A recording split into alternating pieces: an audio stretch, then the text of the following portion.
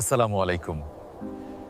আজ আমি আফ্রিকার একটি দেশ সুদান নিয়ে কথা বলবো। একটি দেশ যেখানে মানুষ এখনো মারা যাচ্ছে, জাতি এবং ক্ষমতার লড়াইও। ২০০৩ সালে দারফুরে ভয়াবহ সহিংসতা শুরু হয়েছিল। গ্রাম জ্বালিয়ে দেওয়া হয়েছিল এবং নিরপরাধ মানুষকে হত্যা করা হয়েছিল। সরকারি বাহিনী এবং জানজাওয়েদ মিলিশিয়ারা হাজার হাজার মানুষকে হত্যা করেছে। বিশ্ব একে দারফুর গণহত্যা বলে অভিহিত করেছে।